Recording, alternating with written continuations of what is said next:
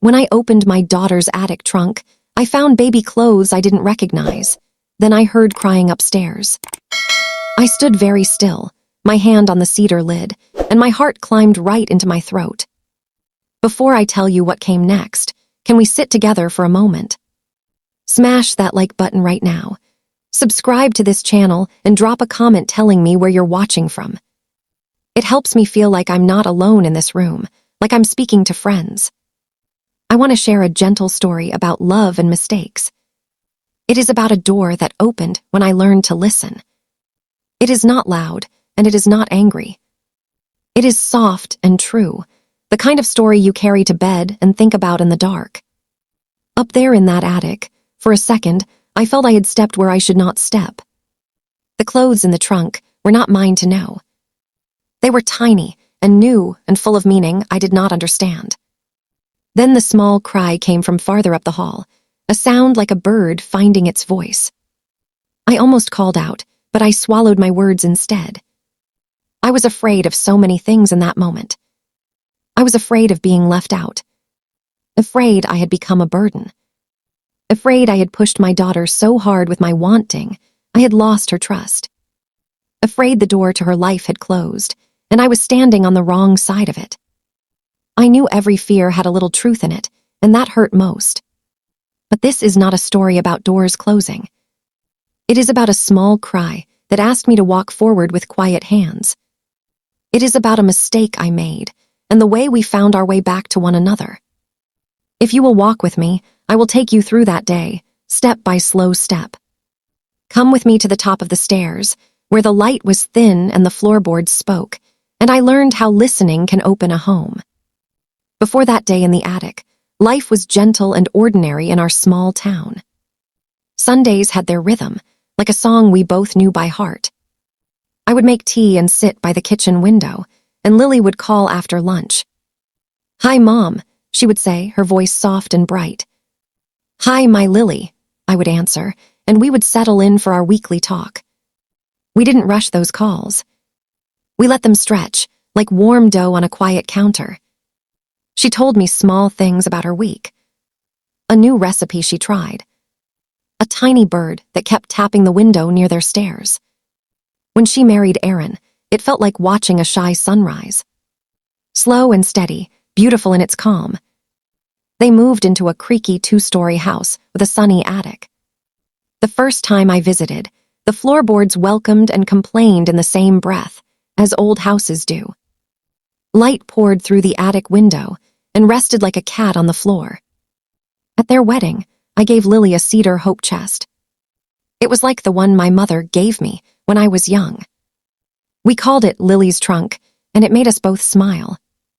I tucked in 2 quilts I had kept for her, folded with care. I slid in a small stack of recipe cards, smudged with butter and love.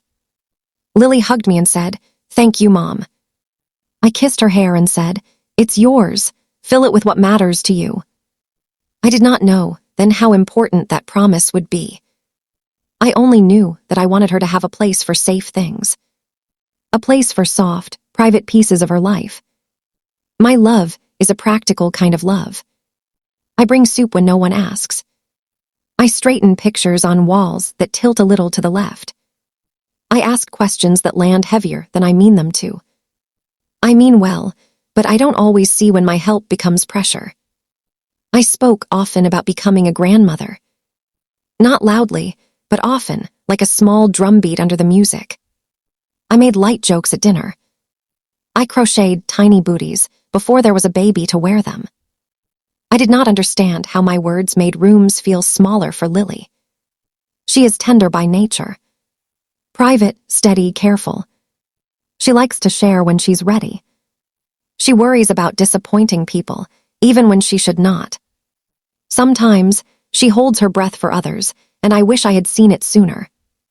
Our days together were simple. We folded laundry side by side, passing clothespins back and forth like secrets. We picked basil from the small garden near her porch. We sat with tea without talking, and let the silence rest with us.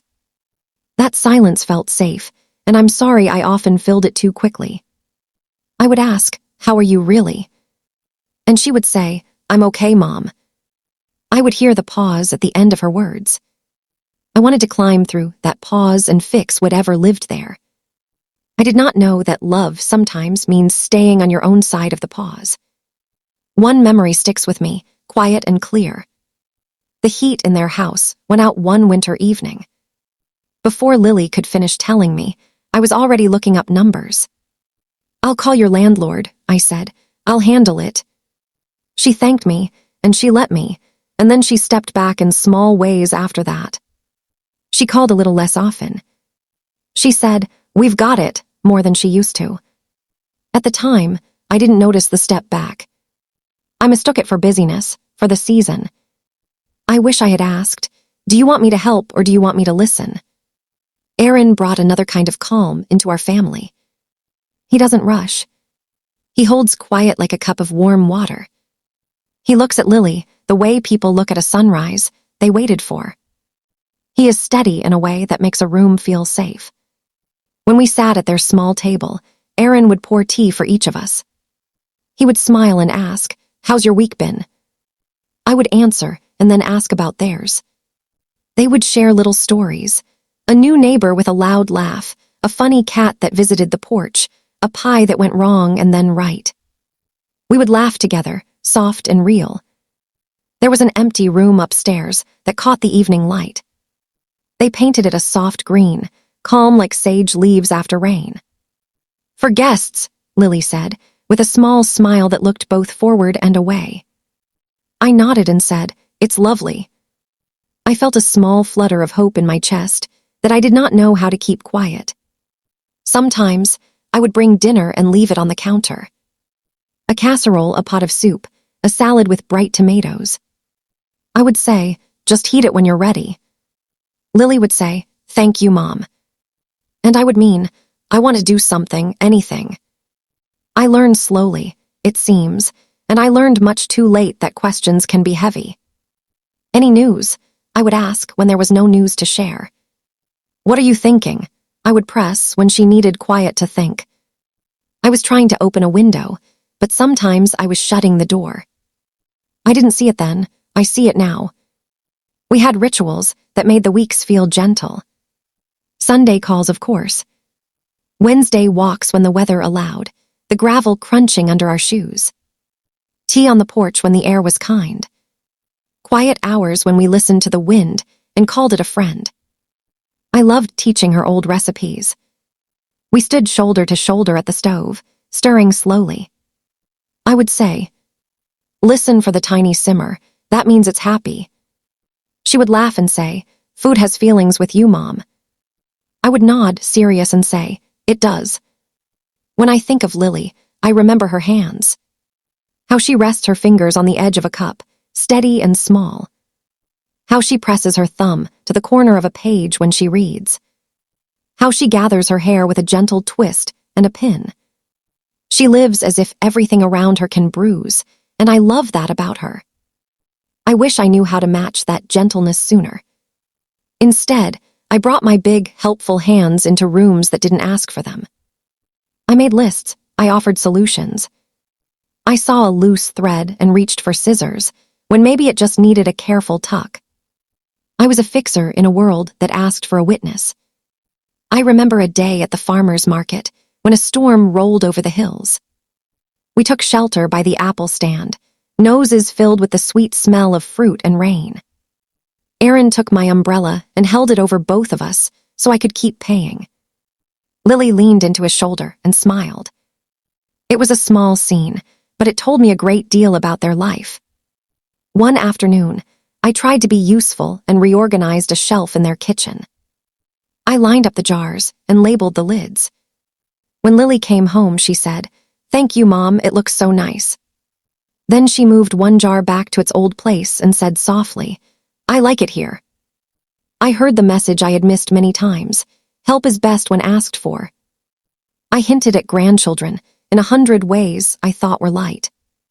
I bought a children's book for someday. I sorted old toys from my attic and set aside a few. I smiled at Bobby's in the grocery store and then looked at Lily with hope I thought was hidden. Hope is rarely hidden, not from the one who has to carry it for you. Once, after dinner, I carried my little bundle of crocheted booties to their living room. "They're just sweet to make," I said, laying them down as if they were harmless. Lily picked one up and traced the edge with her thumb. She said, "They're beautiful, Mom."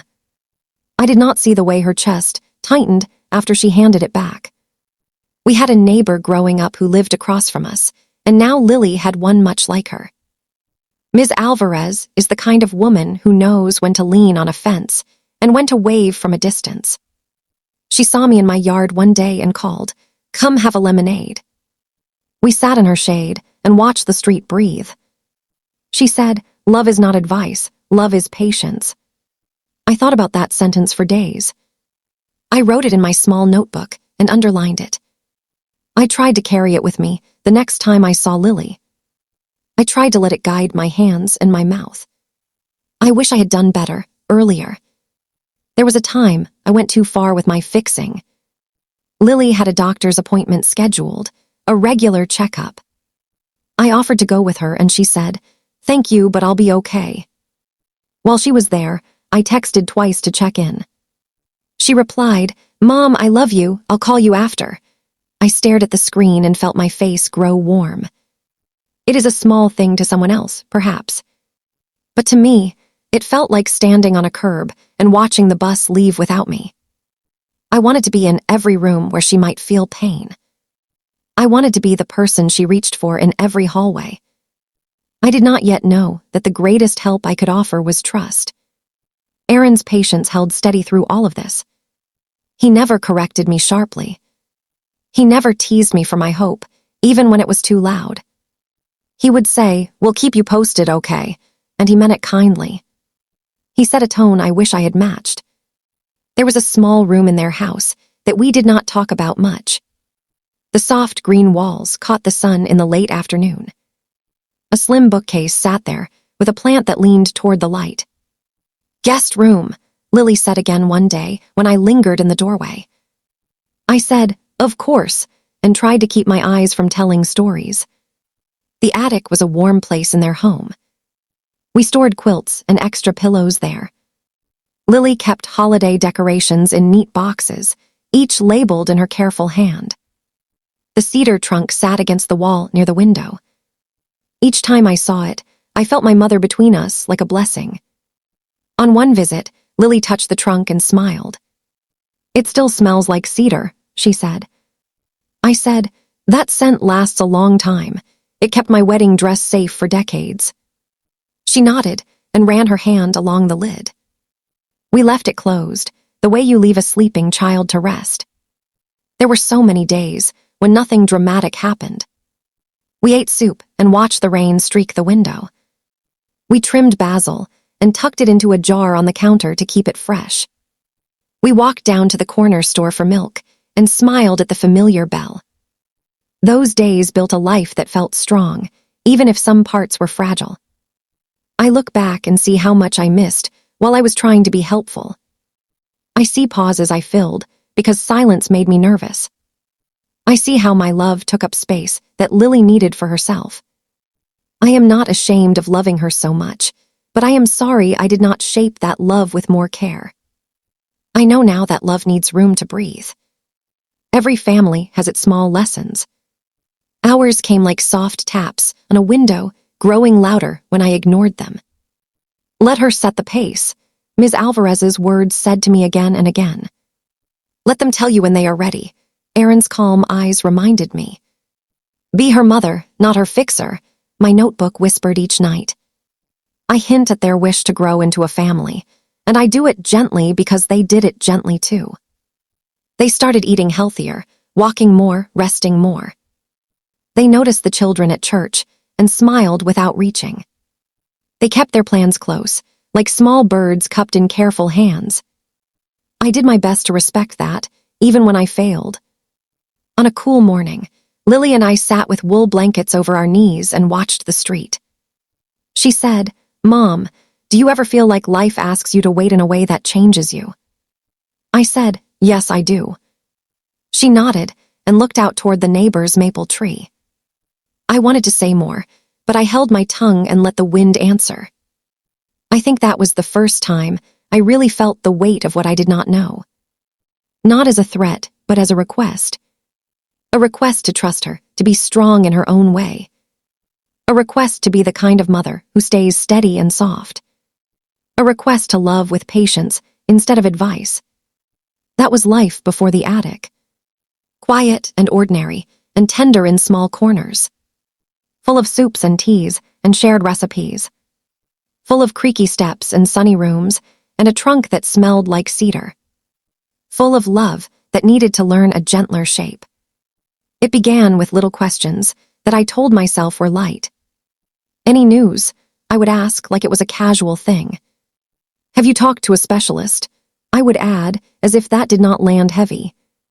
You're not getting younger, I said once, and I hated myself as soon as the words left my mouth. I hear those sentences now, and they hurt in my chest like small stones. Lily would pause before she answered. She would lift her eyes to mine very gently. She would say, "No news, Mom," with a small smile that tried to soften the hard edge I had handed her. And I would nod, and then I would ask another question, trying to be helpful. I did not yet know how to be quiet. One evening, she stopped me with a kindness I did not feel I deserved. We were in her kitchen, and the kettle was just starting to hum. She put her hand on the counter and said, "Mom, please, let us carry this in our own way." Her voice was soft, but it did not shake. I nodded, and inside I held a storm. I went home and tried to breathe slowly. I made tea and sat at my small table. I told myself, don't ask, don't press, be steady. I wanted to do that well. I wanted to be a warm blanket, not a heavy coat. But my love kept tugging at my sleeve, asking to do something. A week later, I walked past a little antique shop near the post office. In the window, a vintage wooden cradle sat with a soft quilt folded over one side. It was simple and beautiful. The sign said, "For a good home," as if that meant me. I told myself I was just looking. The shop smelled like lemon oil and old paper. I ran my fingers along the smooth curve of the cradle. I thought it would be nice to have it, just to have it. I pictured it by a sunny window, holding blankets, waiting. I told myself it is only a cradle. It does not speak out loud. I bought it and took it to their house on a Thursday afternoon. I timed my visit for when Aaron would be home, so I could ask for help carrying it. When they opened the door, I said too brightly, "Look what I found." Aaron's eyes were kind, and Lily's smile was careful. I knew, even then, I had stepped on a tender place. They were gentle with me. Aaron touched the smooth wood and said, "It's beautiful." Then he looked at Lily, and she looked at him, and they shared a small breath. Lily said, "Mom, thank you for thinking of us. We are not ready to bring this in." She said it in a way that asked me to understand, without asking me to agree. "I can keep it for now," I said, as if I had planned that from the start. I tried to smile in a way that said, "No big deal." Aaron said, "We don't want you to store things for us or carry hopes that are heavy. If you want to keep it because you love it, that's okay." He said it so gently that I felt my face warm. I took the cradle back to my car and felt foolish and small. That night, I sat on the edge of my bed and wished I had left that cradle where it was. I wished I had walked past the window and kept walking. I wished I had believed Lily when she asked me for space. Instead, I had brought her a wooden promise she did not ask for. I did not say I was embarrassed. I carried it quietly. A few days later, Lily asked me to meet her for coffee. We went to a small shop that smelled like cinnamon and warm milk. We took a table by the window, where the light made the sugar pourers look like little lamps. She held her cup with both hands and looked at the foam like it had something to tell her. Then she looked at me. "Mom," she said, and the word was soft and strong at the same time. "I know you love me." I nodded, because that was the truest thing in the room. She took a breath and added, "I just need you to listen." Her voice did not shake. Mine would have if I had spoken. "I can do that," I said, and I meant it in that moment with everything in me. We sat for a while, and I tried to listen with my whole face. We talked about nothing and something, like you do, when the thing between you is bigger than the words you have for it. We folded napkins and unfolded them. We smiled and watched the light move across the table. I left the coffee shop and told myself I would be different. And then, that evening, I saw an article online about ways to support your fertility, and I sent it to her. I sent another about a clinic with good reviews. I told myself it was just sharing information. I did not see how my promise had already been bent. Lily did not reply that night. The next day she sent a heart, just the little red shape without words. Our calls got shorter. She was busy more often. I tasted the distance like cold tea. I tried to fill the gap by being more helpful. I dropped off a meal on their porch and sent a text to say it was there. I watered their basil plant when they were out of town. I folded dish towels if I came by and saw them in a basket. Help can be kind. Help can also be a way to be present when you were not invited. Thanksgiving came with its big warmth and its sharp edges. We went to my sister's house, where the table was full and the rooms were loud. There was the smell of sweet potatoes and clove, and the sound of old stories being told again. Someone asked Lily and Aaron, careless and smiling, "So, when do you two plan to be the next in line? You're late to the baby party." The room laughed in a way that was meant to be light. Lily's smile was thin and brave. Her eyes went distant for a second, like she had stepped outside to breathe. I should have said, "Let's talk about something else," or "That's not a fair question." I should have changed the subject with a clatter of plates and a laugh of my own. I did not. I stayed still and quiet and watched the moment pass over her like a shadow. Later, in the kitchen, Lily rinsed a dish slowly. I stood beside her and handed her a towel. She said, "I'm okay," in a voice that asked me not to make it bigger. I said, "I know," and I did not say what I wanted to say, which was, "I'm sorry I didn't hold you there." We drove home in a soft silence that felt like a bruise. That night, I opened a small notebook and wrote a sentence. "Be her mother, not her fixer." I underlined it once. The next night, I wrote it again. It became a quiet prayer made of 5 words and hope. In the weeks that followed, small changes added up. When I asked, "What's new?" she answered, "We're okay," and that was the end of it. When I said, "Want company?" she wrote, "Not today," and I nodded at my phone and tried to be gracious with my thumbs. I felt the closed door without hearing it shut. I told myself, this is not punishment, this is her boundary. I called my friend June one afternoon, the way I do when my heart is too full to hold alone. She listened like a friend who has learned to be quiet when it matters. When I ran out of words, she said, "When a bird learns to fly, the wind doesn't push, it holds." I stayed quiet with her and let that sentence settle inside me. I thought about wind for the rest of the day. The next morning, I wrote June's words under my own in the notebook. "Be her mother, not her fixer. Under that, be wind." I put the notebook in the drawer by my bed, like a small compass. I tried to carry the feeling of wind into the way I moved around Lily. It is hard to be air when you want to be arms. One Saturday, Ms. Alvarez's niece came by to help her rake leaves. We stood at the fence and admired the neat piles that looked like golden islands. The niece said, "Did you go to the adoption information night at the library? It was sweet, lots of hopeful faces." She said it like weather, light and passing. I said, "No, I didn't know," and I kept my voice even. I did not ask Lily about it. I did not write, "Did you go?" I did not call to ask what it meant. I waited, which felt like sitting on my hands while a clock ticked too loudly. I told myself, if it matters and if it is ready, she will tell me. Waiting is a kind of work we do in silence. In that waiting, I noticed other small things. Lily started sending photos of her garden, close-up pictures of tomatoes and leaves. She sent a picture of a sunset and wrote, "Look at the pink," without adding more. I read her silence with care, and I tried not to add noise to it. I said, beautiful, and left it there. Sometimes I slipped. I sent a link about ways to support friends through infertility and wrote, I'm trying to learn.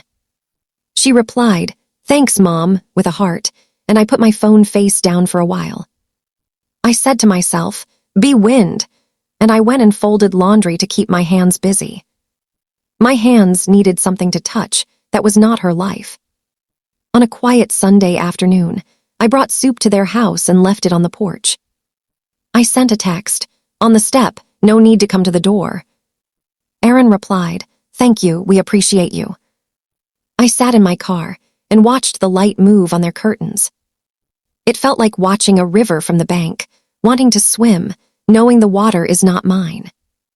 There were days when anger tried to rise in me, not at them but at the situation, at the unseen thing. I did not let it sharpen my words. If anything, it made me softer. I kept busy with simple tasks, mending a shirt, reorganizing a drawer, baking a loaf of bread. Bread helps. It gives hands a story to tell when the heart is quiet. I thought about the cradle in my garage. I had draped an old quilt over it to keep the dust away. Sometimes I touched the smooth side and then pulled my hand back like I had touched a stove. I wanted to find someone who needed it, but I did not know who. It felt like a secret I did not know how to hold. Around that time, Lily and Aaron sent an invitation for a small family dinner. Just us, the message said, casual. I brought a salad and a smile that I tried to make light. During dinner, we talked about work and the neighbor's cat and a new bakery downtown. We did not talk about hopes or plans or timing. After dishes, Lily and I stood in the kitchen and dried our hands on the same towel. She said, thank you for not pushing tonight. I said, you're welcome, I am learning. She looked at me like she could see the effort it took. She said, I know, and that was a gift. Still, the habit of fixing is a strong one. 2 days later, I saw another article, and my fingers moved before my mind caught up. I pressed send, and then I sat back and closed my eyes. I whispered to myself, be her mother, not her fixer, as if I could call the message back through the air. I could not, of course. Messages go where they go.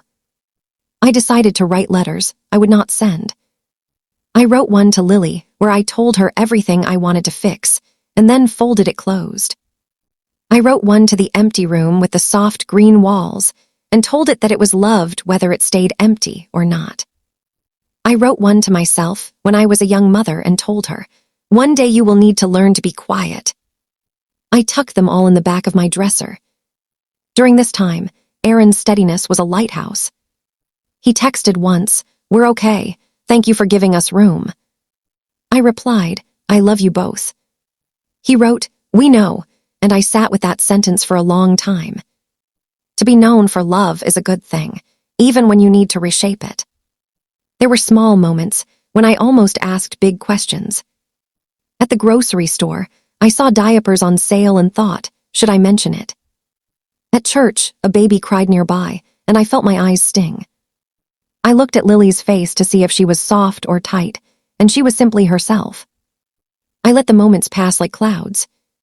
One gray morning, June and I walked in the park. The pond was still, and 2 ducks drew quiet lines through the green water. I told her about the cradle, and the coffee shop and Thanksgiving. She listened, and then touched my sleeve. Wind, she said. Just hold, you can be strong and still not push. The word hold changed shape in me. It stopped meaning carry their problem, and started meaning keep the space safe. I practiced in small ways. I asked, do you want advice or company, before I spoke my ideas. Sometimes she said, company, and we sat and watched the rain. I heard again about the adoption information night, not from Lily, but from a flyer on the library board. I stopped, read it through, and then walked on. I did not pick up the paper. I did not take a photo. I said to the air, not my step to take. The words felt like a thread pulling tight and neat. There is a strange comfort in doing nothing on purpose. It feels like a choice, not a failure. It felt like tending a candle instead of flipping a switch. I was trying to be light that did not blind. Some days, I did better than others. When the holidays came closer, I asked simple questions. Would you like to come to the tree lighting?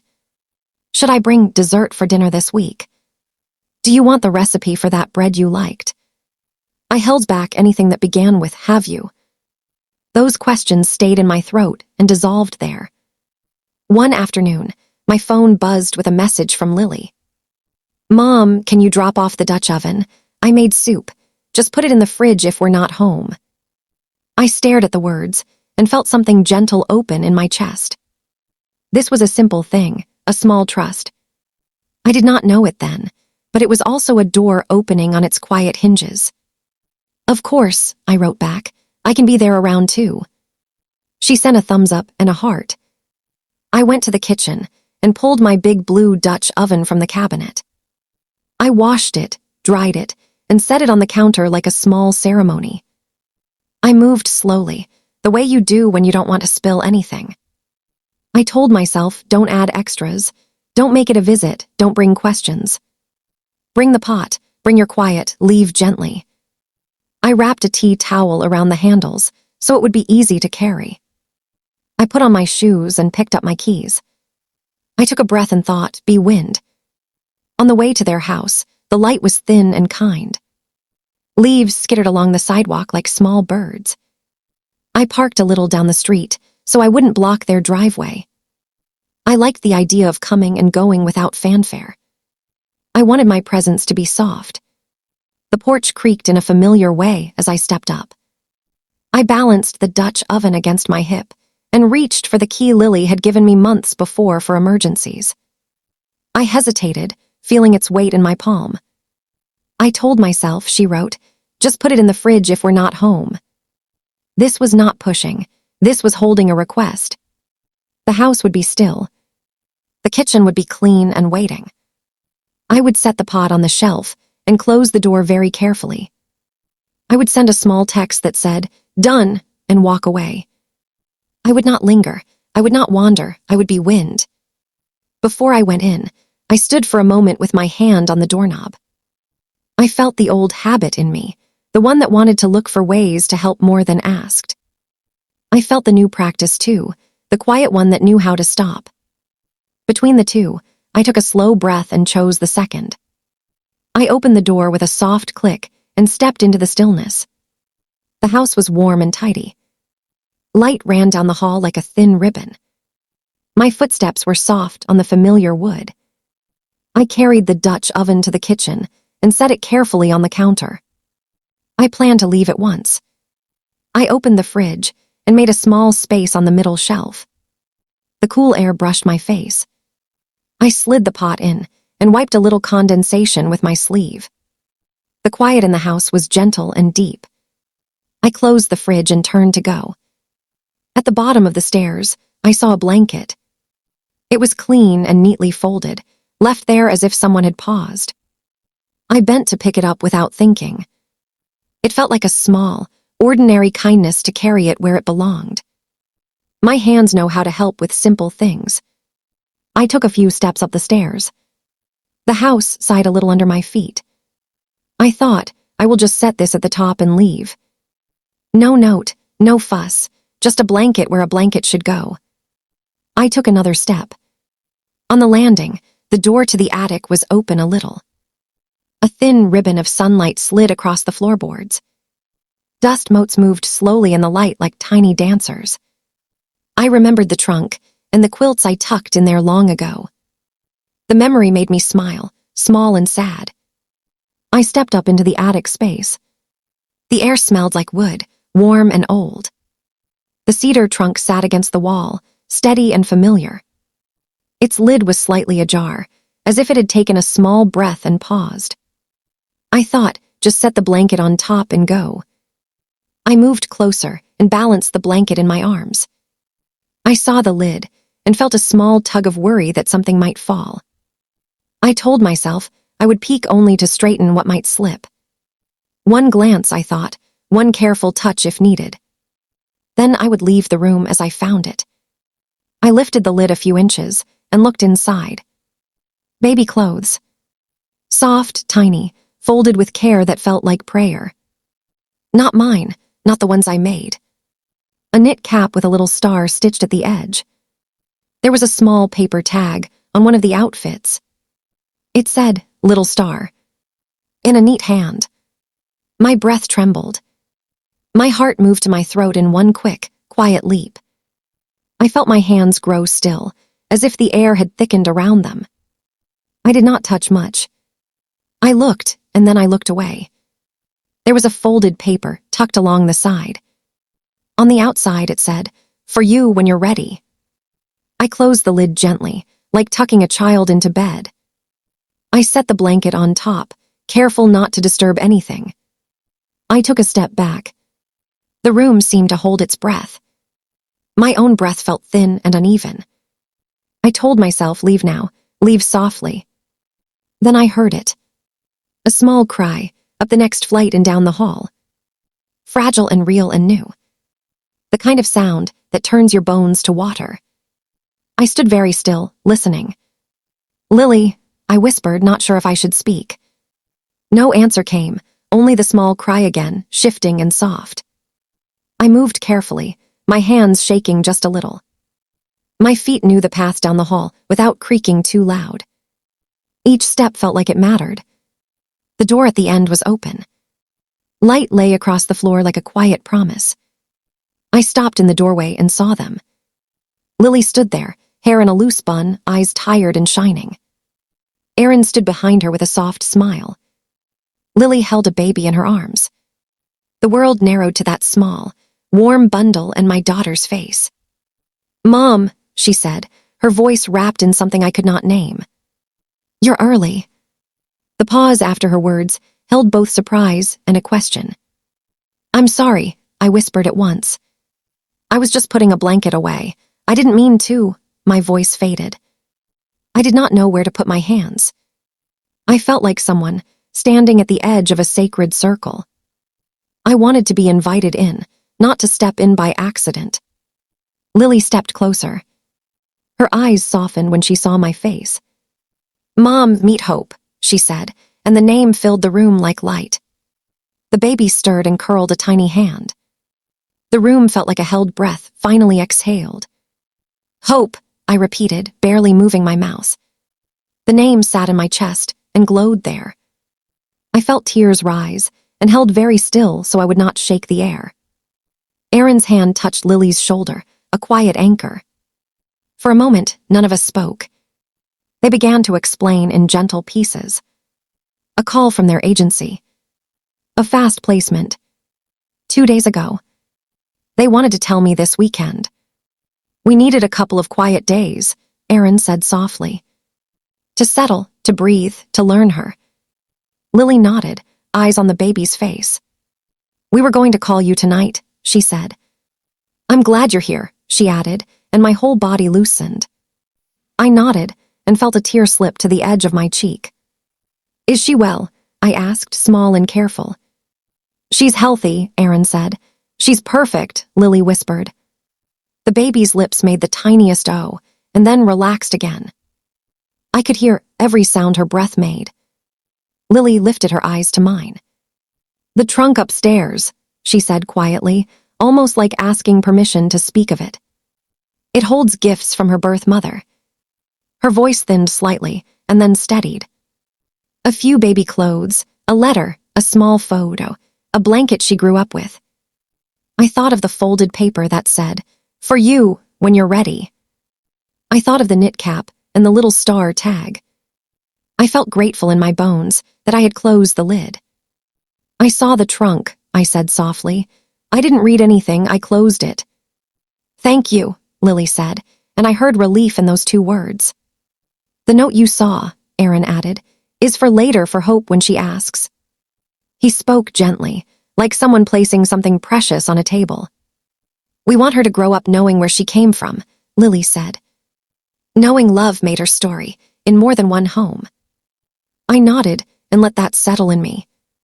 There was another soft truth in the room, and it came with care. Lily looked down at Hope's small face, and then back at me. Mom, she said, last year there was a late loss. She let the words sit between us like a fragile bowl. We carried it alone, she said, because your hope was heavy. Aaron's eyes were kind, and he did not add anything. He let Lily's words be what they were. We couldn't hold yours and ours at the same time, she said. Her voice did not accuse, it told the truth. I listened, and I did not try to fix it. The hurt was real between us, and I let it be. I let it sit where it needed to sit. I did not fill the air with explanations. I did not reach for words to make it tidy. I stood inside the truth and breathed. We didn't want to break your heart, Lily whispered. It would have broken anyway, I said, and the words came from a deep place. But I wish I could have held yours. We cried very quietly, like rain that does not wish to be heard. The baby sighed, a soft sound, and settled.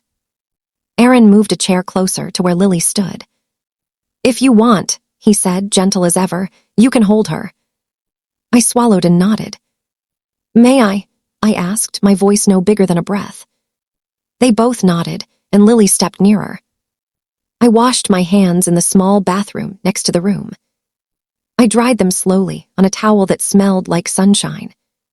I came back and held my arms the way I remembered, curved and ready. Lily placed Hope into my hands with care. The weight of her rested in my arms like a promise I did not deserve, and yet was given. She was warm and small and fully herself. Her hair was dark and soft. Her eyelids fluttered, and her lashes made the faintest shadows. I could feel the rhythm of her breathing against my wrists. My hands learned a new way to be careful, a quieter way. Hi, Hope, I whispered. I'm your grandma, I said, tasting the word like honey. I did not say anything else for a long moment. We just breathed in the same room, each of us knew in a different way. I let my eyes hold her gently, the way my arms did. I'm sorry, I said, still looking at her tiny face. Not just for coming early, I added, soft and sure. For the years of pushing, for every small word that landed like a stone. I lifted my eyes to Lily. I want to learn to love you the way you need. Lily's face softened and filled with tears that didn't fall yet. She nodded, a small, steady nod. Thank you, she said. That's all I wanted. Aaron touched the back of my chair, a quiet blessing. I felt the room wrap around us like a shawl. I looked around and saw the details that had made a home for this new life. A soft lamp with a warm shade. A stack of clean swaddles on the dresser. A chair with a blanket folded over the back. A small basket of diapers tucked by the bed. Hope stirred, and I adjusted my arms the way I remembered from holding Lily long ago. My body remembered more than my mind did. I can stay for a few minutes, I said, keeping my voice even. Or I can leave so you can rest. Just tell me what you need. I meant it. I wanted them to decide. Stay a little, Lily said, smiling through tired eyes. Just sit with us, Aaron added. So I did. We did not talk much. We let the moment be what it was.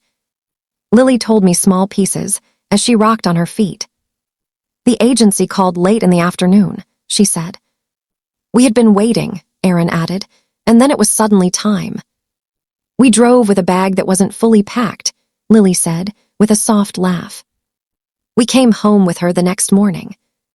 I nodded, slow and grateful for every word they chose to share. We chose her name together, Lily said. Hope, I repeated, and I felt the name rise and settle again. It fits, Aaron said.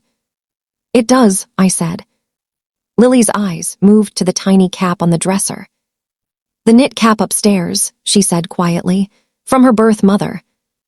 The tag that says Little Star was on one of the onesies, Aaron added. She tucked so much love into those things, Lily said. I felt a tenderness for a woman I had not met. I am thankful you closed the trunk, Lily said, looking at me. I am too, I said. I want to honor the story that belongs to her, I added, nodding toward Hope. Aaron nodded as well. The story belongs to her, he echoed. I did not ask to see the letter.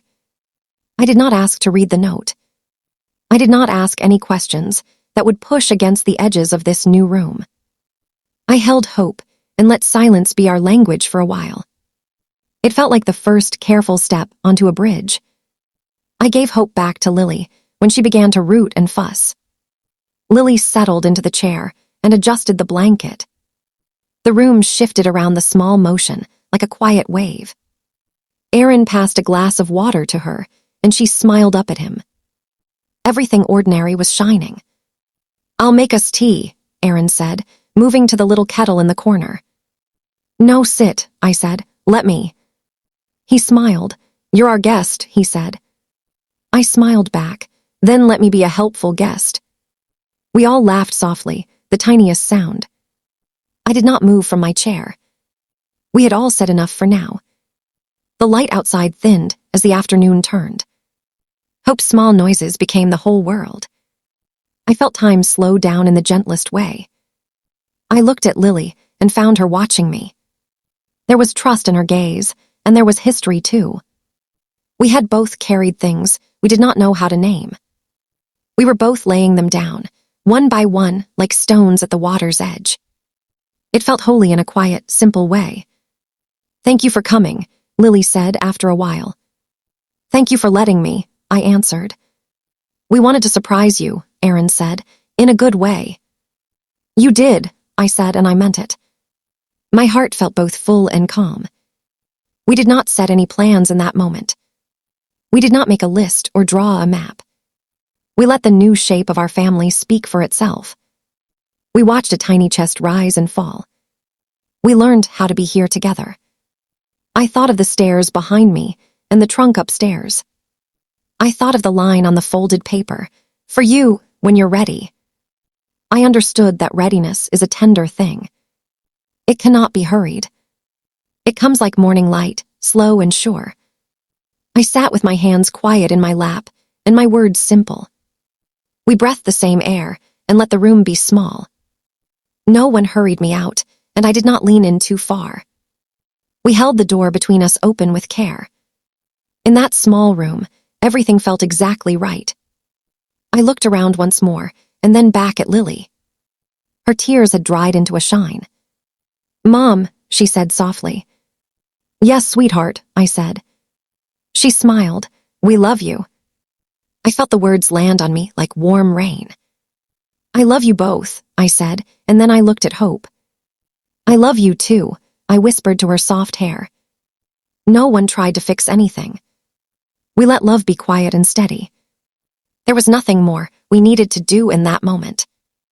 No big speeches, no tangled explanations. Just a baby and two tired, glowing parents and a grandmother learning to listen. The room was small and perfect. The days that followed felt like stepping onto a quiet path. We moved slowly. We spoke gently. We let the new shape of our family settle around us like a soft blanket. When we did not know what to say, we let silence be our friend. We talked about open adoption in small pieces, at a time of day when the light was kind. "We want Hope to know her story from the beginning," Lily said. Aaron nodded. "We don't want secrets to feel heavy later." I listened and kept my hands still in my lap. I let their words sit before I asked anything. "What are you open to share with her?" I asked, careful and soft. "The truth," Lily said, "that she was loved in more than one home." Aaron added, "There's a letter from her birth mother. We'll keep it for when Hope asks." He looked at me and smiled gently. "We'll take the cue from Hope, from her questions." I tucked those words away like a folded note. "The social worker told us to keep the space safe and simple," Lily said.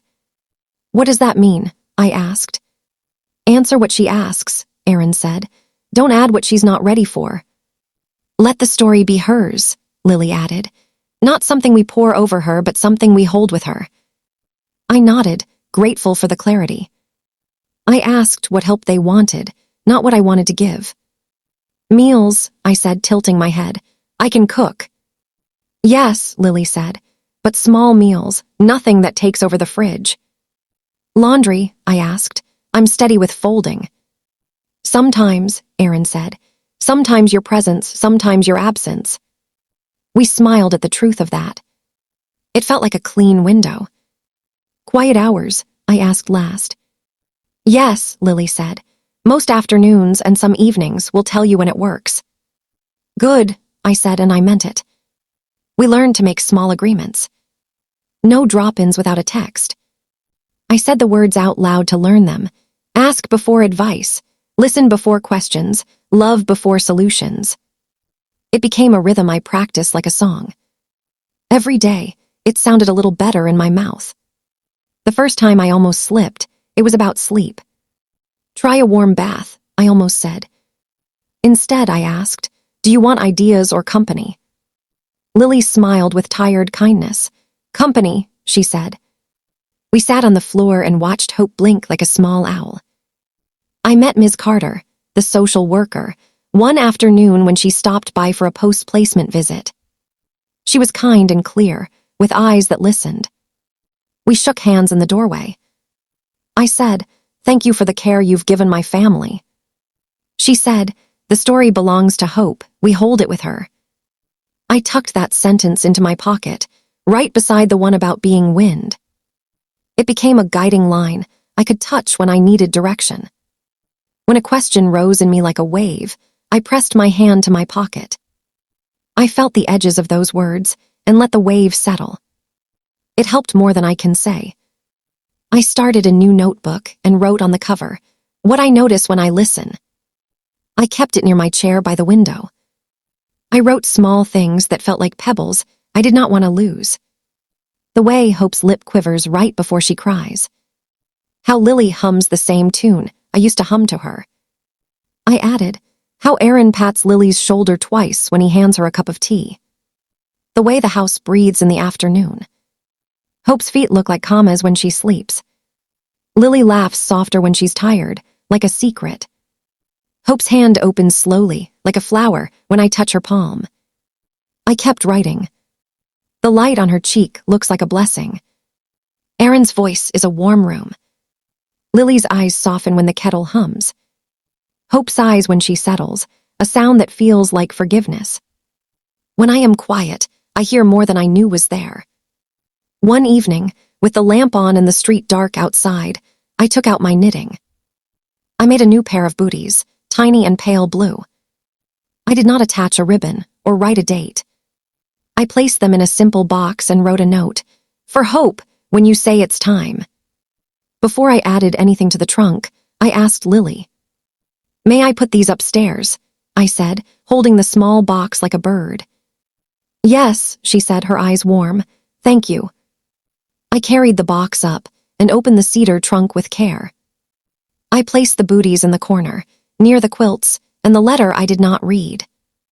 I closed the lid with a gentle hand and rested my palm on the wood for one breath. We had slow mornings together when it worked. I peeled apples at the counter while the kettle sang. Aaron napped on the sofa, one arm flung over his eyes. Lily took a shower for the first time in what felt like days and came back smiling, damp hair on her cheeks. We made room for ordinary joy. We did not try to make the day special. We let it be itself. Sometimes that meant a small walk to the mailbox and back. Sometimes it meant folding the same blanket 3 times until it felt right. Sometimes it meant nothing but breathing and watching a baby sleep. One evening, Lily brought me the letter from the birth mother. Not to read, but to show me the envelope. It's here, she said, when Hope is older. I nodded and took the envelope in both hands. I touched the paper like a prayer and handed it back. Thank you, I said softly. Lily nodded. I want you to know it exists. I'm honored, I said. We didn't say more. We did not need to. I attended a small community talk for adoptive grandparents at the library. There were folding chairs and a plate of cookies in the back. A woman with gray hair and kind eyes spoke about openness. She said words like curiosity and honor. I wrote them down and circled them. I kept my heart on the lesson that mattered most: be invited. Do not push your way in. I learned to ask, would you like me to come by? and to hold still while waiting for the answer. I learned to hear, "Not today," as a sentence full of love, not rejection. I learned that love can be patient and still be full. I made a quiet apology again, without explanation or defense. We were at the sink, rinsing teacups.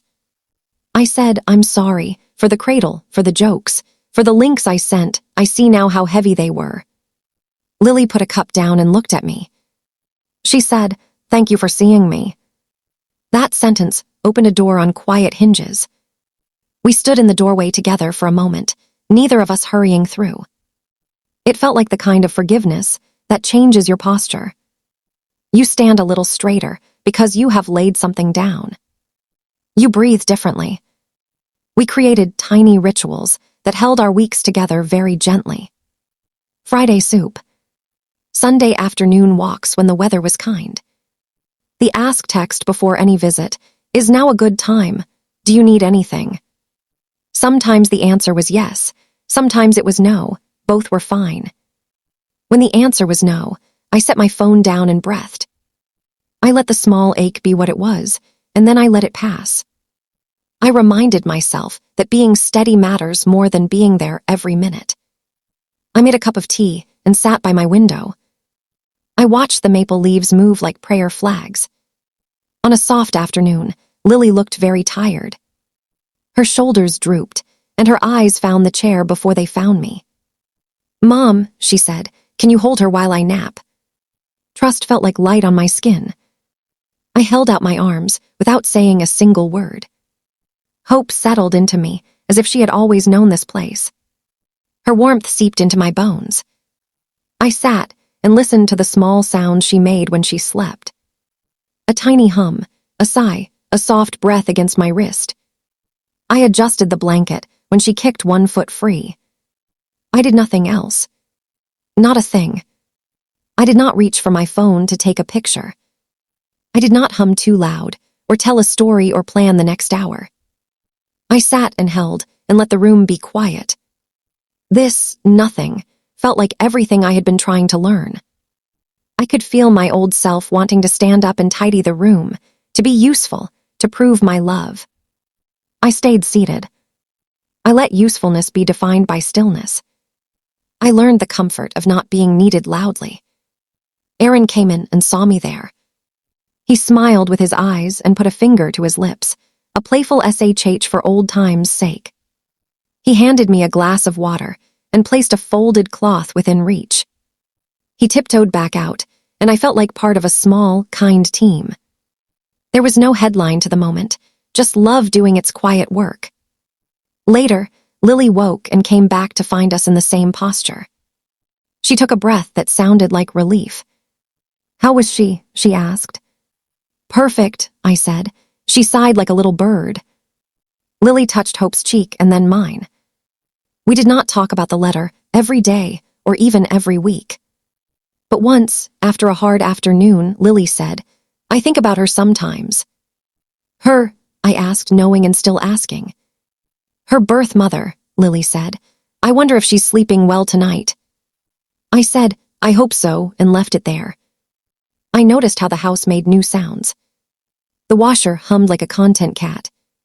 The kettle took a little longer to boil because we were tired, and time grew thick.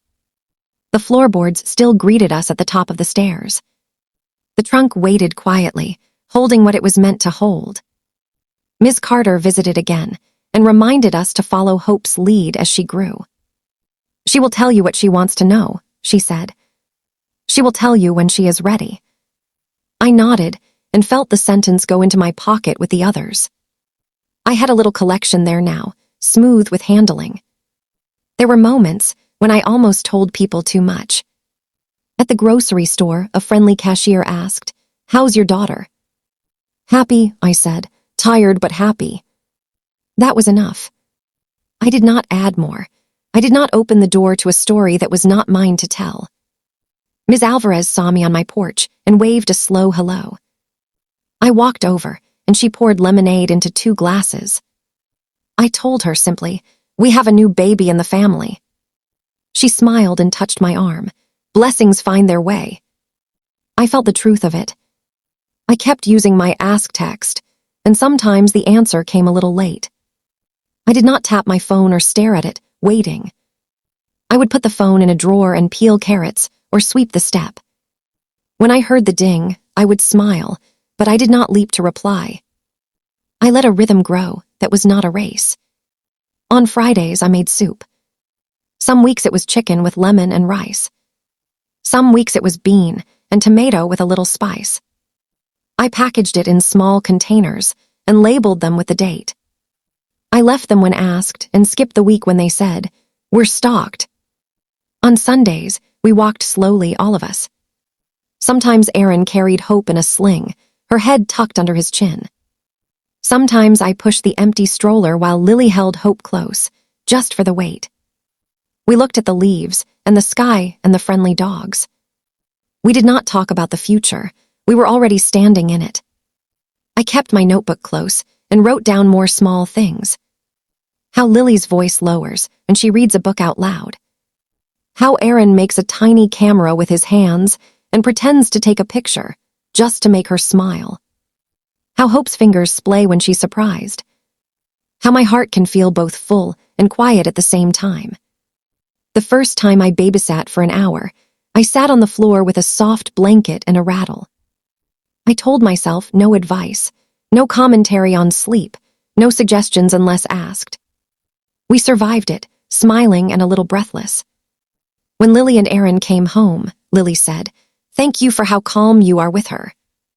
I said, "She makes it easy." There were hard days too. Days when nothing soothed her and everyone was tired. On those days, I asked, "Would you like me to come?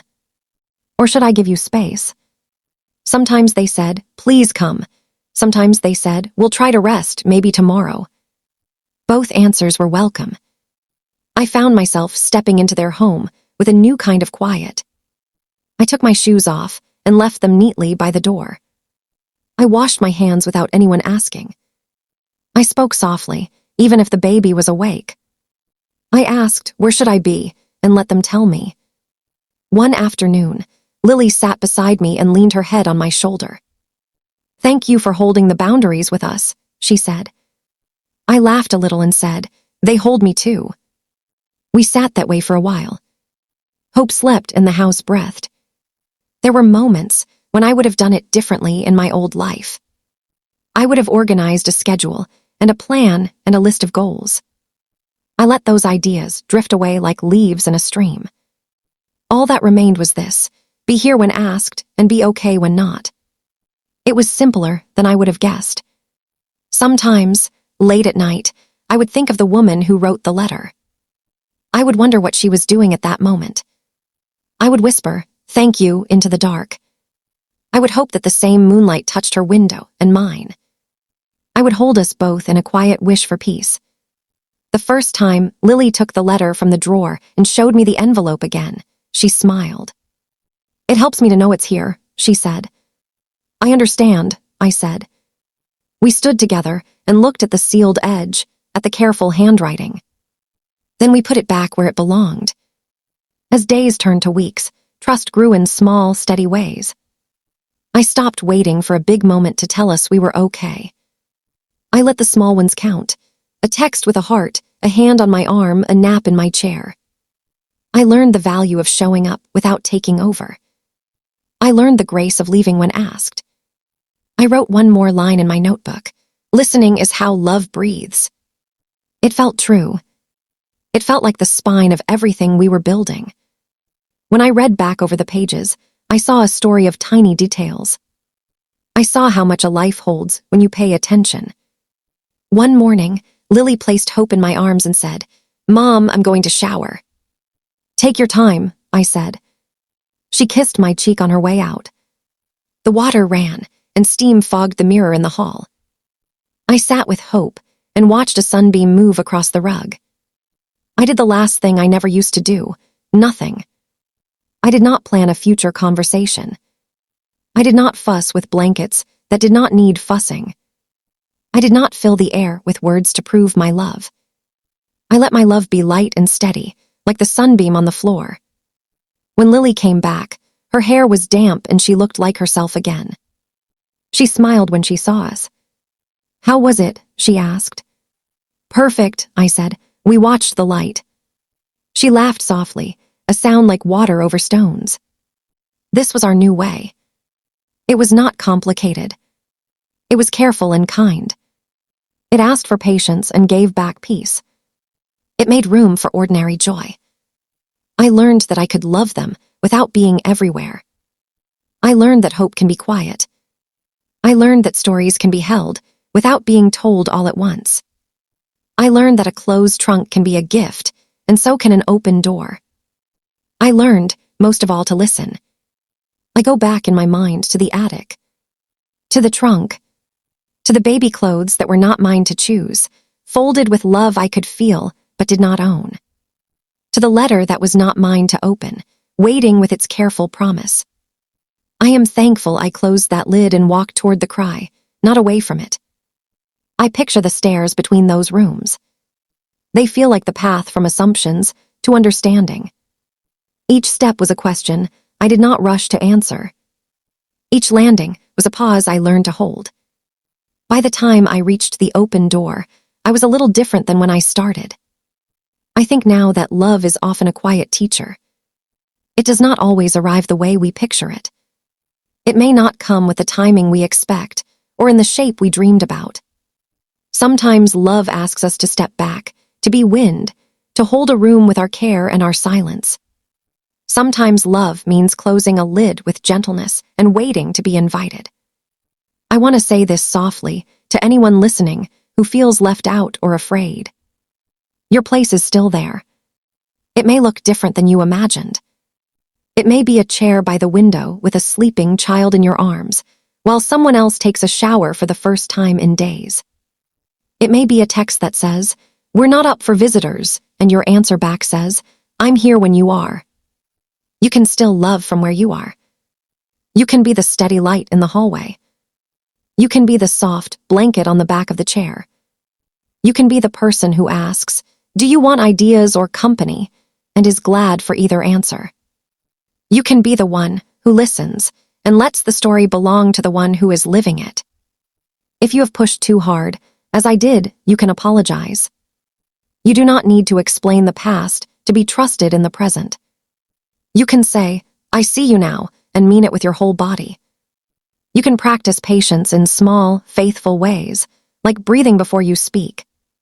You can learn, even late. Hearts can change their shape and still be strong. I carry gratitude like a warm stone in my pocket. For my daughter, who taught me how to listen by asking me to be quiet. For Aaron, who held the room steady while we found our new rhythm. For the birth mother, whose love is stitched into a knit cap and sealed in an envelope, waiting for the right time. For Ms. Carter, who said, "The story belongs to hope," and gave us a way to hold it together. I am thankful for the friends who spoke one clear sentence into my rush. For Ms. Alvarez, who reminded me, love is not advice, love is patience. For June, who said, "Be wind," when all I wanted was to be a rescue rope. For the notebook that grew heavy with small details, teaching me that noticing is a form of love. For the truth that listening is how love breathes. When I think of that day now, I do not remember fear first. I remember a small cry down a quiet hall. I remember my hands, finally learning to be careful in a new way. I remember a name that felt like light. Hope tucked against my daughter's heart. If you are waiting, I wish you peace enough to keep your hands gentle. If you are grieving, I wish you a soft place to set your sorrow down. If you are learning to listen, I hope your practice brings you closer to the ones you love. May your stairs carry you from what you assumed to what is true. May your pauses be generous. I will keep walking those stairs in my own home, inside my own heart. I will keep closing the lids that are not mine to open, and opening the doors I am invited through. I will keep asking, "Where should I be?" and letting the answer shape me. I will keep loving with care and silence, as needed. I will keep being wind. And when I sit in the chair by the window with a sleeping child in my arms, I will not rush the moment. I will not fill the room with my voice. I will hold the weight I am given and let the light move across the floor. I will remember the trunk upstairs, and the stairs, and the small cry that changed me. And I will be grateful,